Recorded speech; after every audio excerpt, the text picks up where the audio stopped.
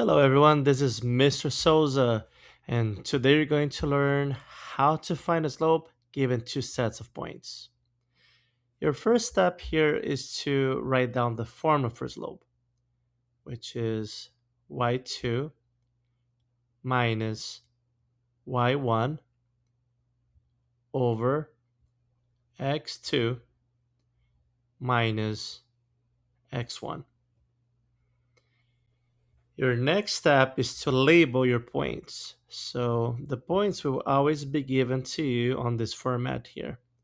x1, comma, y1, x2, comma, y2. Once you have that, notice x1 is your first number, which is going to be 4. Your y1 corresponds to your second number, which is 3. x2 is the first number of the second set, which is 12. And finally, y2 is your last number, which corresponds to 5. Once you have that, we have to go back to the formula, which states that the top, which is the numerator, it's y2 minus y1. So y2 in this case is 5 minus your y1, which again is your second number. So in this case, it's going to be 3 over x2. So again, just look at your labels. x2 corresponds to 12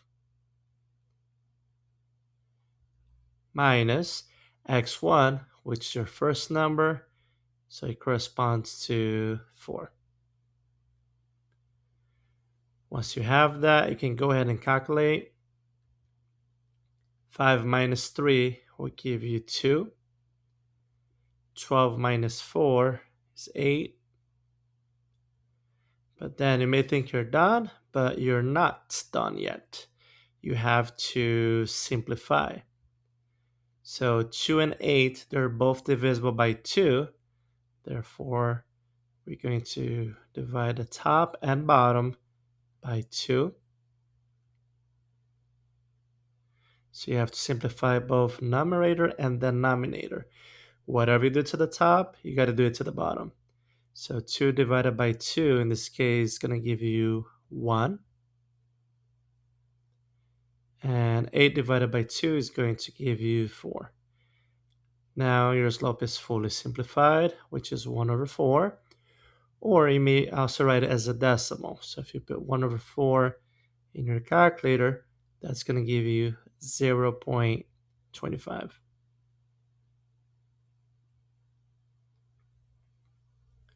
Okay, so please go ahead, pause the video, and try question number 2.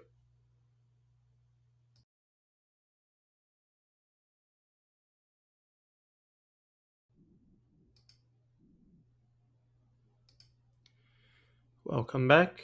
Now we're going to go over number 2. Number 2 is not much different. We're doing the same steps. So you can start off by labeling your points, x1, y1, x2, y2. I like to always label my points. That makes it easier to identify what's your x1, y1, x2, and y2. So y2 goes first. In this case, that's going to be 10 minus your y1, which is 7, over x2 in this case is 12, minus your x1, which is 8. 10 minus 7 is going to give you 3. 12 minus 8 will give you 4. And then we have to ask ourselves if we can simplify. In this case, 3 and 4, the only common factor they have is 1. So you're going to leave it like that. 3 over 4. Or you can write as a decimal 0.75. go ahead, pause the video, and try question number 3.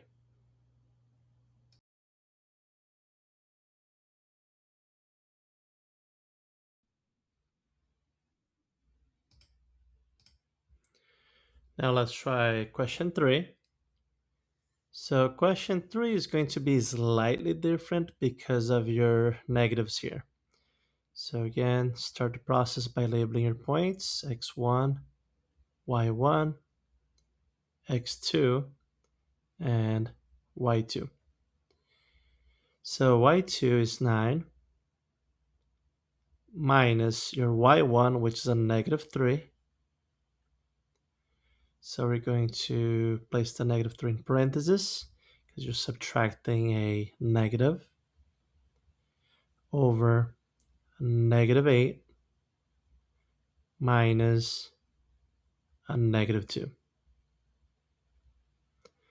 So with that said, here's what's going to happen. Let's change the colors. We're going to have blue now. So whenever you subtract a negative, you're going to switch that to a plus. Same thing here. Subtract a negative. We can switch that to a plus. So equals 9.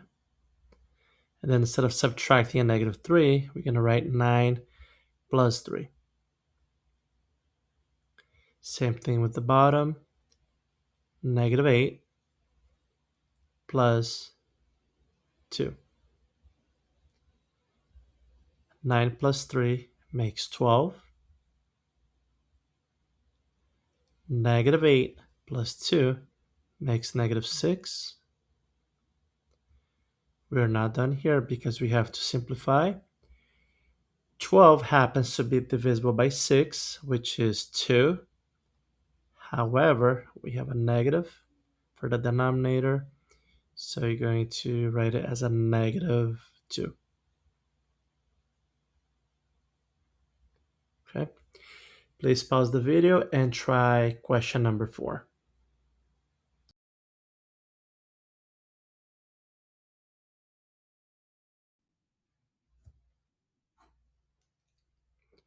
Welcome back. Now we're going to go over question number 4. Again, your first step is to label your points, x1, y1, x2, and y2. Make sure you have that on your paper. So again, we use the formula y2 minus y1. Your y2 is going to be 4 minus your y1, which is a negative 1. So again, you're subtracting a negative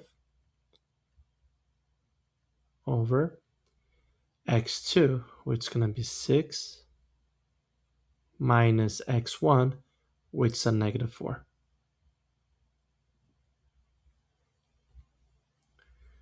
So again, let me go ahead and change the color.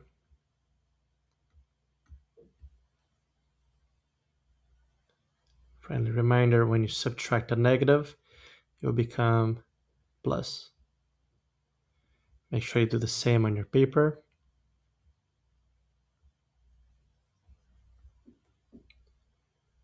So here, you're going to have 4 plus 1 and 6 plus 4. 4 plus 1 will give you 5. 6 plus 4 will give you 10. Now, you may ask yourself, are we done yet? And the answer is no, because 5 and 10 can be simplified by 5. They're both divisible by 5. So you're going to divide the top by 5 and the bottom by 5. And once you do that, you're going to get 1 over 2. Oops. There you go.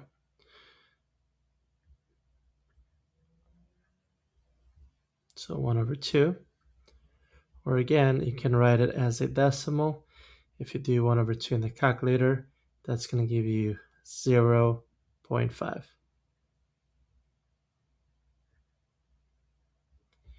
Now we're going to the last part of the lesson, which is common math misconceptions.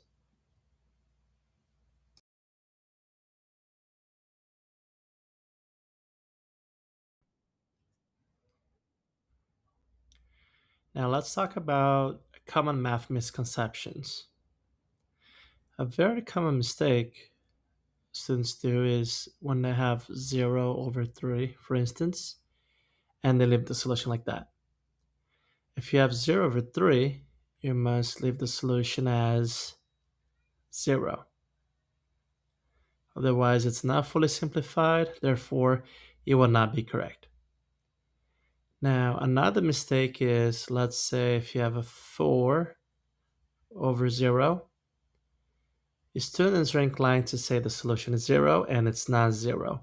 We cannot divide by 0, so whenever that happens, your slope is undefined. Here's one way you can always remind yourself.